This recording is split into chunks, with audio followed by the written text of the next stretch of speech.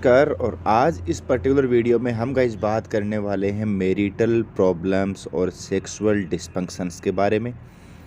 Guys दोनों ही subject जो हैं बहुत ही डेलिकेट सब्जेक्ट हैं, बहुत ही वेस्ट सब्जेक्ट हैं, बहुत ही इम्पोर्टेंट भी हैं। और स्पेशली जो फैमिली डॉक्टर्स हैं उनके लिए इन दोनों टॉपिक्स की जो वैल्यू है वो थोड़ी सी बढ़ जाती है। हमारे बहुत सारे ऐसे भाई जो फार्मासिस्ट हैं, फार्मेसी में काम करते हैं, उनके पास भी इस तरह के जो पेशेंट हैं वो डेफ़िनेटली विज़िट करते हैं, करते होंगे, या फिर भविष्य में पेशेंट इस तरह के आ सकते हैं। तो इस बारे में आपको जो है पूरा का पूरा नॉलेज जो है वो एटलीस्ट होना बहुत ज़्यादा ज़रूरी है। ओके, देखिए गाइस, इस तरह की प्रॉब्लम्स जो हैं जिनमें मैरिटल प्रॉब्लम्स और सेक्सुअल डिस्फंक्शन की हम बात कर रहे हैं, उनमें साइकियाट्रिस्ट जो हैं वो बेस्ट डॉक्टर्स होते हैं और माने जाते हैं। पर समस्या ये है गाइज कि मिडिल क्लास सोसाइटी की बात कर लो या चाहे आजकल रिच क्लास की भी बात कर लो, या किसी भी पर्टिकुलर जो पेशेंट की बात कर लो जो इस तरह की बीमारी से ग्रसित है, वो जो है साइकियाट्रिस्ट के पास कोई जाना ही नहीं चाहता है, क्योंकि लोग सोचते हैं कि वहाँ पर सिर्फ जो है वो पागलों का इलाज होता है और हम जो है वो पागल नहीं हैं। तो ये जो लोग हैं वो कहाँ विजिट करते हैं? जनरली अपने फैमिली डॉक्टर के पास अपनी समस्याओं को रखते हैं, या फिर जो है फार्मासिस्ट जो है, जो उनको लगते हैं कि मेरे लेवल कैसे हैं, उनके सामने ये जो लोग हैं वो अपनी प्रॉब्लम्स को रखते हैं। अब फार्मासिस्ट को अगर इस बारे में नॉलेज होगा तब तो वो इनको ट्रीट भी कर सकता है, अच्छे से गाइड कर सकता है, समझा सकता है।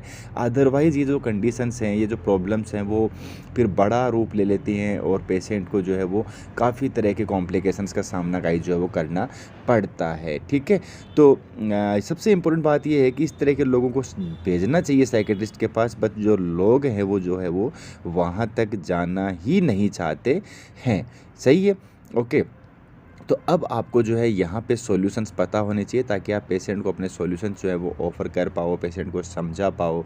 ठीक है, दोनों ही समस्याएं अलग अलग तरह की हैं। मैरिटल प्रॉब्लम्स अलग होती हैं, सेक्सुअल डिस्फंक्शंस जो है वो अलग तरह की समस्या है, लेकिन आपस में दोनों इंटरलिंक हैं, आपस में जुड़ी हुई हैं। अगर मान लो किसी को मैरिटल प्रॉब्लम शुरू हो गई तो समझ लीजिए कि उसको सेक्सुअल डिस्फंक्शन की समस्याएं शुरू होनी ही होनी है उस रिश्ते में। और अगर मान लीजिए किसी को सेक्सुअल डिस्फंक्शन की समस्या शुरू हो गई तो वहाँ पे मैरिटल डिस्कॉर्ड के जो चांसेज हैं वो भी ऑटोमेटिकली गाइस जो है वो बढ़ जाते हैं। तो दोनों ही समस्याएं जो हैं वो आपस में इंटरलिंक हैं, जुड़ी हुई हैं, और दोनों का जो ट्रीटमेंट है वो आपस में जो है वो एक दूसरे पे डिपेंड करता है। ओके, तो सबसे पहले तो देखिए हम बात करेंगे pre marital problem. Okay, pre marital problem देखो क्या हो सकती हैं, जो आपको शादी से पहले की समस्याएं। ओके, बहुत सारे लोग आपको पूछ सकते हैं कि doctor can I marry to my cousin, क्या मैं अपनी कजिन से शादी कर सकता हूं, या इस तरह की जो समस्याएं हैं वो सोसाइटी में बहुत सारी होती हैं। ओके, तो यहाँ पे देखिएगा गाइस, आपको जो है एडवाइस करना है कि हो सकता है आपकी फैमिली में, आपके कजिन्स में, अब अगर आप अपने कजिन से शादी करते हैं तो वहाँ पे क्या होता है, या इस तरह के बहुत सारी सोसाइटी के बहुत सारे ऐसे ग्रुप हैं जहाँ पे इस तरह की मैरिज होती हैं, जहाँ पे लोग अपनी कजिन से शादी करना अलाउ है, वहाँ पे कर लेते हैं। वहाँ पे देखिए ये जो समस्या है बहुत कॉमन होती हैं कि कंजेनिटल समस्याएं, जहाँ पे आप अपने जीन में कोई एक पर्टिकुलर डिजीज़ को कैरी करते हैं एक पीढ़ी से दूसरी पीढ़ी में, वो ऑटोमेटिकली बढ़ जाती हैं। तो वहाँ आपको पेशेंट को काउंसल करना है, जो साइंटिफिक एडवाइस है वो ये देनी है कि इस तरह की शादियों में जो कंजेनिटल डिजीज़ हैं, अगर आपके जीन में, पति या पत्नी के किसी के एक के जीन में जो बीमारी है वो क्योंकि अगर दोनों के जीन में है, क्योंकि अगर आप एक ही कम्युनिटी के हैं, एक ही वंश के हैं, आप अपने कजिन से शादी कर रहे हैं, तो वो जो समस्या है वो आपके बच्चों में आने के चांसेस जो है वो बहुत ज़्यादा हो जाते हैं। अगर ये दोनों अलग अलग ग्रुप के हैं, दोनों अलग अलग समुदाय के हैं, तो वहाँ पे क्या होगा कि अगर पति या पत्नी में से किसी एक का जीन ठीक है और बच्चे में हो सकता है वो जो कंजेनिटल इफेक्ट है, जो बाई बर्थ वाला इफेक्ट है, वो ना आए। तो यहाँ पे थोड़ा सा जो है आपको पेशेंट को इस तरह से काउंसलिंग करनी है कि जो हार्ट डिजीज़ होती हैं, जो बीपी शुगर की समस्याएं होती हैं, ओबेसिटी की समस्याएं, जिनको हम मानते हैं कि वो एक पीढ़ी से दूसरी पीढ़ी में वेरी कर सकती हैं, तो वो जो है होने के चांसेस जो है वो ज़्यादा हो सकते हैं। इसके अलावा कुछ बीमारियाँ होती हैं जो थोड़ी सी अलग, थोड़ा सा जिनका लेवल हाई होता है, जिनको हम बोलते हैं हीमोफीलिया हो सकती है, कलर ब्लाइंडनेस हो सकती है।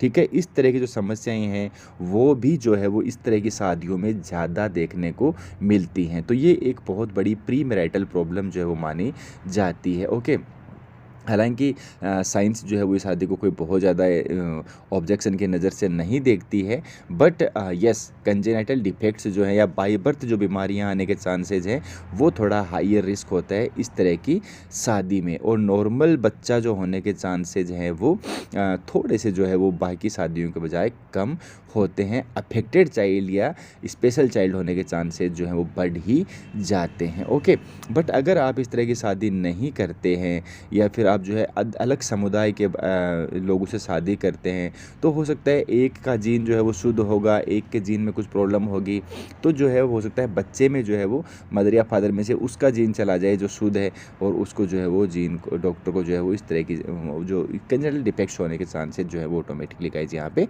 कम हो जाएंगे।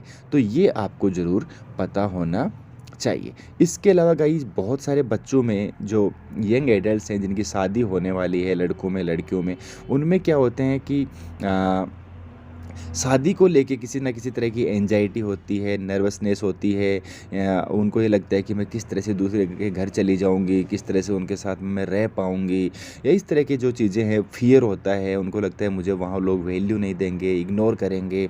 इस तरह की समस्याएं जो होती हैं वो अल्टीमेटली रीज़न बन जाती हैं डिप्रेशन का, बेचैनी का। ठीक है, तो ऐसे में हमें जो है प्री मैरिटल काउंसलिंग का जो है नॉलेज ज़रूर होना चाहिए, बीइंग ए फार्मासिस्ट या being a medical practitioner. Okay, तो पेशेंट से आपको जो है बात करना है, पेशेंट को प्राइवेसी देनी है, और उसके बाद उनको समझाना है, ठीक है, कि उनको समझाना है इस तरह की चीज़ों के बारे में कि ये जो है दिस इज़ रूटीन है, लाइफ का रूटीन है। ओके, और इसकी ज़रूरत क्या है, शादी क्यों करनी चाहिए, ये आपको पेशेंट को जो है वो एजुकेट करना है। सेक्सुअल रिलेशंस के बारे में पेशेंट को एजुकेट करना है, और उसके दिमाग से वो जो फियर है किस पर्टिकुलर चीज़ को लेके, वो जो मरीज़ है, जो यंग एडल्ट बॉय या गर्ल है वो डरा हुआ है, वो फियर आपको निकालना है और उसके बारे में आपको सही एडवाइस देनी है। इसके अलावा अगर इस तरह की समस्याएं फिर भी आ रही है, पेशेंट घबरा रहा है, नींद नहीं आ रही है, बेचैन हो रहा है, तो आपको जो है वो टेबलेट एल्प्राक्स जो है वो 0.25 या 0.50 मिलीग्राम उसको आप जो है वो कुछ 4-5 दिन के लिए जो है प्रिस्क्राइब कर सकते हैं। और ये जो प्रॉब्लम्स हैं वो जो है आपको कैसे निपटानी है, ये कैसे पेशेंट को काउंसलिंग करनी है, समझाना है, ये बहुत ही ज़रूरी यहाँ पे इस तरह की चीज़ों में हो जाता है। ओके, तो ये था प्री मैरिटल प्रॉब्लम्स क्या हो सकती हैं और आपको क्या इसके बारे में नॉलेज होना चाहिए। अब हम बात करेंगे मैरिटल प्रॉब्लम्स के बारे में, शादी के बाद जो है वो किस तरह की समस्याएं आती हैं। ओके, बहुत तरह की साइकोलॉजिकल समस्याएं शादी के बाद में पेशेंट जो है वो फील कर सकता है। लाइक पेशेंट नॉर्मली जो है वो शादी के बाद अगर आपके पास कोई शादीशुदा पेशेंट इस तरह की रेस्टलेसनेस के साथ आए, इंसोमेनिया जिसको बोलते हैं, बेचैनी, रात में नींद नहीं आना, एंजाइटी, घबराहट, मूड वेरिएशन हो रहे हैं, या इस तरह की याददाश्त कमज़ोर हो रही है, पेशेंट का बहुत ज़्यादा वेट लॉस हो रहा है, पेशेंट को सेक्स करने की कोई इच्छा नहीं हो रही है, अगर इस तरह के कोई डिप्रेसिव सिम्टम्स आपको नज़र आते हैं, पेशेंट स्लीप डिसऑर्डर जो है पेशेंट को हो रहा है, नींद ठीक से नहीं आ रही है, ओके, या इस तरह की जो चीज़ें हैं उनको आपको जो है वो चेक करना है। शादी की वजह से अगर इस तरह की कोई समस्याएं हो रही हैं शादीशुदा लाइफ में, और जिनका प्राइम जो रीज़न है वो मैरिटल लाइफ है, तो आपको ज़रूर इस तरह की चीज़ों को हल्के में बिल्कुल नहीं लेना है, और रूट कोज जो है वो पता करना है कि अगर इसका रूट कोज शादी है तो काउंसलिंग एक बहुत ही बड़ा इलाज है। और अगर आपको सही ज्ञान होगा तो आप पेशेंट को अच्छे से काउंसलिंग देके उसकी ट्रीटमेंट में, उसकी रिकवरी में जो है बहुत ज़्यादा हेल्प आप जो है वो कर पाएंगे। ओके, शुरुआती जो शादी के जो 4-5 साल होते हैं उसमें इस तरह के पेशेंट जो है वो जनरली ज़्यादा आते हैं, क्योंकि उसके बाद में दोनों ही जो है वो एडजस्ट हो जाते हैं, दोनों ही पहिए जो है बराबर चलने लगते हैं। बट इनिशियली जो 4 से 5 साल हैं उसमें एक दूसरे को जानना पहचानना चलता रहता है, छोटी मोटी नोक झोंक, लड़ाई झगड़ा, तो वहाँ पे आपको ये जो मूड स्विंग्स हैं, स्लीप डिसऑर्डर्स हैं, बेचैनी है, सेक्सुअल डिज़ायर की कमी है, ज़्यादा है, एक पार्टनर दूसरे पार्टनर को सेटिस्फाई नहीं कर पा रहा है, इन सब की सब बातों का जो है आपको सही नॉलेज, सही काउंसलिंग का ज्ञान ज़रूर होना ओके चाहिए। ठीक है, देखिए स्टार्टिंग में लड़की जो कि अपना घर छोड़ के दूसरे के घर जाती है, तो उसको एक बहुत एक स्ट्रेस फ़ील होता ही है, क्योंकि वो अपन पेरेंट्स को छोड़ के जा रही है। वो लड़की जो हमेशा अपने पेरेंट्स के साथ रही है, उसको आप पेरेंट्स से विथड्रॉ कर रहे हैं, तो उसको डेफ़िनेटली जो है कुछ ना कुछ एक स्ट्रेस का सामना करना पड़ता है। उसको नई ज़िम्मेदारियाँ मिलती हैं, जिनको हो सकता है वो जिनको वो समझने में टाइम लगाए, या वो कॉप अप नहीं कर पाए, या फिर वो जो है उसको एडॉप्ट कर पाने में, नई ज़िम्मेदारियों को ग्रहण कर पाने में कुछ समस्याओं का सामना करती है। ठीक है? उसको हो सकता है अपने इन-लॉज़ से कई तरह की प्रॉब्लम्स हो सकती हैं, उनके एटीट्यूड से प्रॉब्लम हो सकती है, उनकी डिज़ायर्स को लेके प्रॉब्लम हो सकती है, उनकी माँग को ले जो उनकी दहेज की इच्छा जो है वो एक बहुत बड़ा कारण बनती है। ठीक है? तो इस तरह की चीज़ें जो है वो आती हैं। हो सकता है सेक्सुअल डिस्फंक्शन हो, लड़की को किसी तरह की कोई समस्या हो या लड़के को समस्या हो, तो वो भी आपको जो है यहाँ पे रूल आउट करना है। हो सकता है दोनों ही पार्टनर जो है वो बताना नहीं चाह रहे एक दूसरे की बातों को, तो वहाँ पे आपको काउंसलिंग का, अगर आप काउंसलिंग अच्छे से करते हैं तभी वो जो है वो बता पाएंगे आपको कि हमारे अंदर इस तरह की चीज़ें भी जो है वो हमारे रिश्ते में चल रही हैं। ओके, फाइनेंशियल इश्यूज हो सकते हैं, लड़का या लड़की जो है दोनों अगर फाइनेंशियली स्टेबल नहीं हैं, तो भी जो है वो मैरिटल प्रॉब्लम्स जो है वो काफ़ी हद तक जो है दोनों मरीजों को झेलनी पड़ती हैं। ठीक है? इसके बाद की जो उम्र है, जिसमें हम बोलते हैं शादीशुदा लाइफ 5 साल की होगी, उसके बाद की जो उम्र है 10 से 15 साल से मैरिड लाइफ वाली, उसमें देखो अलग-अलग तरह की रिस्पॉन्सिबिलिटीज़ आती हैं, बच्चे हो जाते हैं, तो वहाँ पे जो प्रॉब्लम्स हैं वो कुछ अलग तरह की होती हैं। वाइफ़ डिप्रेस हो सकती है, बिकॉज़ बच्चे होने के बाद वाइफ़ का जो ध्यान है वो घर के काम, और वाइफ़ को बच्चे भी सँभालने होते हैं पे जनरली इस तरह की समस्याएँ आती हैं जहाँ हस्बैंड जो है वाइफ़ की हेल्प नहीं कर रहा होता है। हस्बैंड इसलिए डिप्रेशन में चला जाता है कि वाइफ़ जो है वो उसको हस्बैंड की तरफ ध्यान नहीं दे रही है, बच्चों पे ही ध्यान दे रही है, या अपने घर के काम में ही ध्यान दे रही है, हस्बैंड की केयर नहीं कर रही है, तो हस्बैंड ऐसे डिप्रेशन में आते हैं। वाइफ़ इसलिए डिप्रेशन में आती है कि हस्बैंड घर का काम नहीं करवाते हैं। तो ये एक सेकंड जो मेरे फेज़ होता है मैरिड लाइफ़ वाला, 5 साल के बाद वाला, तब इस तरह की समस्याएँ जो है वो आ सकती हैं। तो आपको इनके बारे में भी पेशेंट को जो है वो काउंसलिंग ज़रूर करना चाहिए। फाइनेंशियल स्टेटस अचानक से गड़बड़ा जाता है, बच्चों की रिक्वायरमेंट बढ़ जाती है, खर्चे बढ़ जाते हैं, अनएम्प्लॉयमेंट बहुत बड़ा कारण है इस तरह की समस्याओं में। बेचारे के पास इतना पैसा होता नहीं है कि सारी डिज़ायर्स फैमिली की पूरी कर पाए। कई बार लड़कियों की डिज़ायर बहुत ज़्यादा हो जाती हैं, आदमी पूरा नहीं कर पाता है, तो वो एक बहुत बड़ा कारण बनता है। या फिर हो जाए हस्बैंड जो है वो हो सकता है गलत संगतियों में पड़ जाता है, गैम्बलिंग, ड्रिंकिंग, इस तरह की कोई एक्टिविटी हस्बैंड कर रहा है जो वाइफ को पता चल जाती है, तो वहाँ पे इस तरह की जो मैरिटल प्रॉब्लम्स हैं वो शुरू हो जाती हैं। और तीसरा फेज जो यहाँ पे बहुत इंपॉर्टेंट है वो भी है जब दोनों की उम्र काफ़ी ज़्यादा हो चुकी होती है, मैरिड लाइफ जो 20 साल से ऊपर की हो चुकी होती है, यानी जिसको हम बोलते हैं कि रिटायरमेंट लाइफ जो है वो, वहाँ पर भी मैरिटल डिस्कॉर्ड की चीज़ें जो है वो आती हैं। हो सकता है हस्बैंड को जो है रिटायरमेंट की प्रमोशंस नहीं आ रहे हैं, हस्बैंड उसकी वजह से टेंशन में है, जॉब लॉस का खतरा उसको लग रहा है क्योंकि उम्र बढ़ रही है, तो हो सकता है उसको किसी तरह से ये लगे कि मेरी रिक्वायरमेंट मेरी कंपनी को ज़्यादा नहीं है, मुझे कभी भी निकाल दिया जा सकता है। इसकी वजह से हो सकता है हस्बैंड डिप्रेशन में हो। देखो, मैरिटल प्रॉब्लम्स और सेक्सुअल डिस्फंक्शन में डिप्रेशन एक बहुत बड़ा कारण है, तो इसको जो है हमेशा रूल आउट करना है कि प्रॉब्लम की जड़ क्या है, असली टेंशन की वजह क्या है, क्योंकि दोनों समस्याएं आपस में दूसरे से लिंक हैं। ठीक है?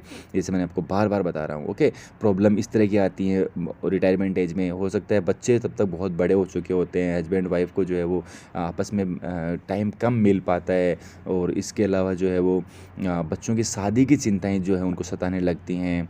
ओके, और अर्निंग जो है वो अचानक से पेंशन पे आदमी ज़िंदा रहने लगता है, सारी की सारी अर्निंग्स जो हैं वो बच्चों की पढ़ाई में ख़त्म हो चुकी होती हैं।